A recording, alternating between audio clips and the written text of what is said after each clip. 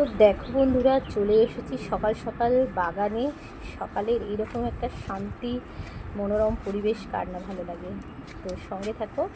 Hello বন্ধুরা, good morning, শুভ সকাল। কেমন আছো তোমরা? আশা করছি সবাই খুব ভালো আছো। আজকে তোমাদের সাথে শেয়ার করব সকালের শান্তি থেকে সন্ধ্যায় আইসক্রিম, বেঙ্গলি লাইফস্টাইল ব্লগ। তো চলো সঙ্গে থাকো, আশা করছি তোমাদের ভালোই লাগবে। তো চলে এসেছি দেখো বাগানে, গাছ ভর্তি পেঁপে।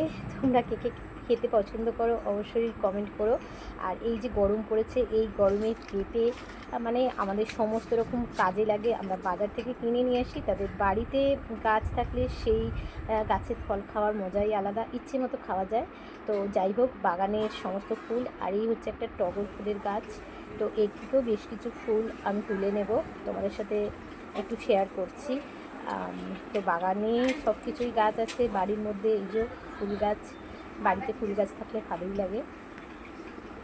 তো একটা শান্তিপূর্ণ একটা পরিবেশ। আর এই যে এখানে ঠাকুরের পুজো হয়ে গেছে, আর আমি এখানে দেখো বসেই পড়েছি।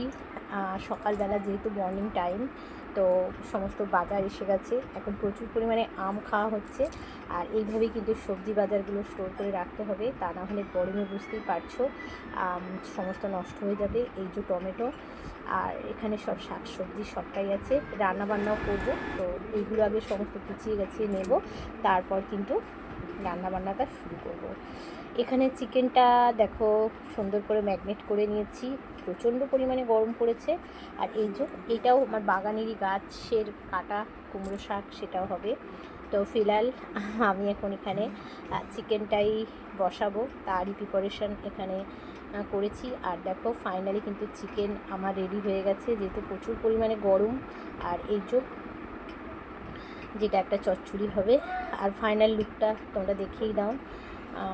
গরম হোক যাই হোক, চিকেন একটু মনের মতো না হলে কিন্তু ভালো লাগে না, তাই না? তো খাওয়া দাওয়ার পালা আছেই, সবটাই থাকবে। আর যখনই তোমাদের সাথে আমি শেয়ার করি, শুধু আমার রেসিপিগুলো শেয়ার করি, আজকে ভাবলাম তোমাদের একটু সামনে আসি, এসে একটু ভিডিওগুলো শ্যুট করি। ভালোই লাগে তোমাদের সাথে এইভাবে শেয়ার করতে। তো সঙ্গে থাকো। সন্ধ্যায় দেখো বেরিয়েই পড়েছি একটু বাইরে। গরম প্রচণ্ড পড়েছে। গঙ্গা সামনে, ভেবেছিলাম একটু গঙ্গার ধারে যাব। তো রাস্তায় এভাবেই বেরিয়ে পড়েছি ঘুরতে, বেশ ভালোই লাগছে। টুকিটাকি শপিং করারও আছে, তো সেটাই শ্যুট করাটা একটু ব্যাপারটা হয়ে গেছে। আর এইভাবে রেডি করতে পারলে ভালো লাগে, তাই ভালোই লাগছে। রাস্তাঘাটে সন্ধ্যেবেলায় অনেক লোকজন থাকে। আর চলে এসেছি এখানে আইসক্রিমের দোকানে। তো যেহেতু প্রচুর পরিমাণে গরম, দুপুরবেলা সন্ধ্যেবেলা যে কোনো টাইমে কিন্তু এই ঠান্ডা জিনিসগুলো খেতেই আমরা পছন্দ করছি। তো একটু খাবারও নেব, তাই এখানে দাঁড়িয়ে পড়েছি। দেখতেই পাচ্ছ একটু চাইনিজ খাবার। তো তোমাদের সাথে শেয়ার করতে ভালোই লাগে, তাই। আর এই দেখো, তো চলে এসেছি ফাইনালি কিন্তু কিচেনে। তো দেখো আমি যেগুলো কিনে নিয়ে এসেছি তোমাদের সাথে একটু শেয়ার করছি। এগুলো ফ্রিজের মধ্যে স্টোর করব। তবে এই যে আইসক্রিমের একটা ডাব্বা, আমার ছেলে খেতে ভীষণ পছন্দ করে, আর তার সাথে আমি তো আছি। তো এইগুলো তোমাদের সাথে একটু শেয়ার করে দিলাম। আরও একটা জিনিস কিনেছি, যেগুলো বলেছি শপিং করব। আর এই যে আম এখানে ভিজিয়ে দিয়েছি, যে আমটা তোমাদের সাথে সকালবেলা দেখিয়েছিলাম। এখন গরমে আমরা আম খেলে 2-3 ঘন্টা ভিজিয়ে রাখার পর আম কিন্তু খেতে পারি, তাতে কোনো রকম প্রবলেম হয় না। তা নাহলে অতিরিক্ত আম খাওয়া কিন্তু শরীরের পক্ষে খারাপ। তো ভিজিয়ে কেটে খেলে কোনো কিছু হয় না।